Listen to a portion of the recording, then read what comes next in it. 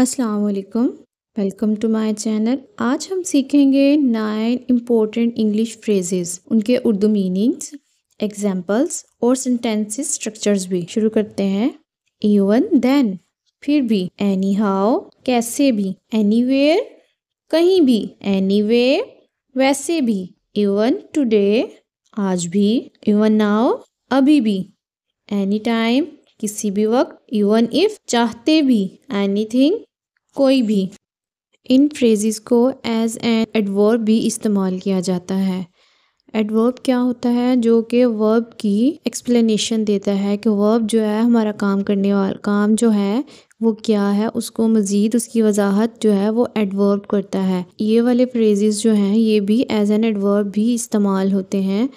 इनके एग्जांपल्स देखते हैं वन बाय वन। सबसे पहले है इवन देन, फिर भी। फिर भी यानी कोई भी ऐसा काम जो आप कहें कि मैं एक काम कर चुका हूँ फिर भी मैं दूसरा काम करूँगा, तो उसके लिए हम इवन देन इस्तेमाल करते हैं। Even then as an compound word भी इस्तेमाल होता है, यानी ये दो जुमलों को मिलाने के काम भी आता है। जैसे इसका स्ट्रक्चर है first sentence plus adjective even then plus second sentence. जो फर्स्ट सेंटेंस होगा वो भी टेंस के अकॉर्डिंग होगा और जो सेकंड सेंटेंस है वो भी अपने टेंस के अकॉर्डिंग होगा। अगर पास्ट में हो तो हम पास्ट में उसका सेंटेंस बनाएंगे, अगर फ्यूचर में हो तो फ्यूचर में, और अगर प्रेजेंट में हो तो प्रेजेंट में उसका बनाएंगे। इसकी एग्जाम्पल देखते हैं। वो थका हुआ था फिर भी उसने मेरी मदद की। दो सेंटेंसेस हैं, वो थका हुआ था, उसने मेरी मदद की।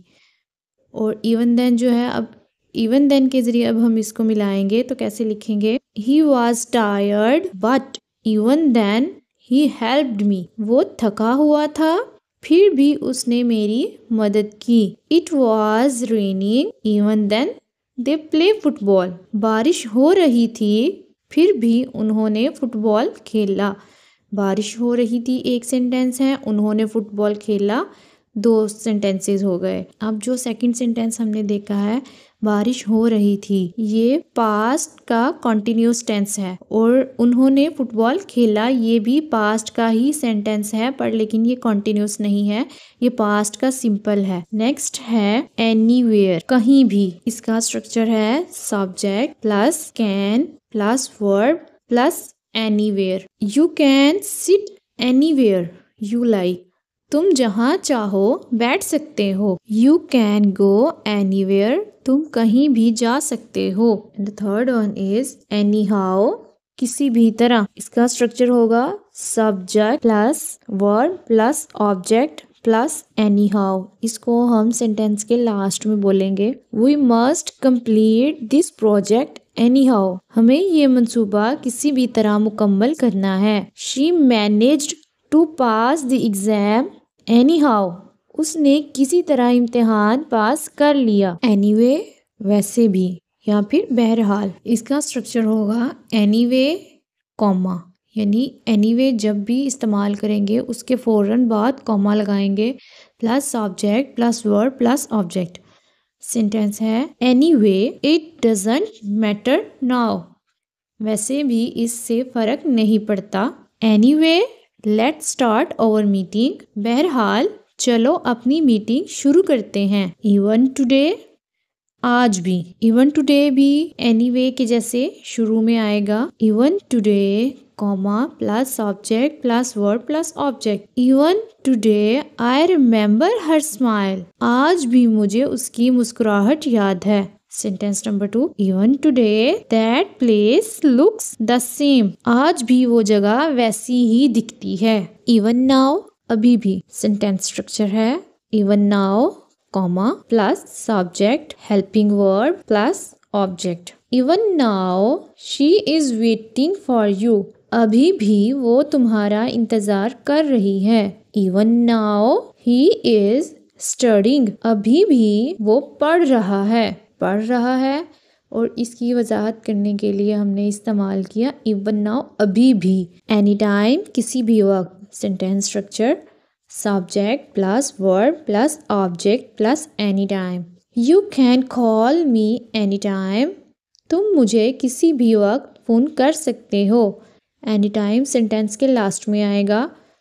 You are welcome here any time, तुम यहाँ किसी भी वक्त आ सकते हो। इवन इफ़, चाहे या फिर अगरचे।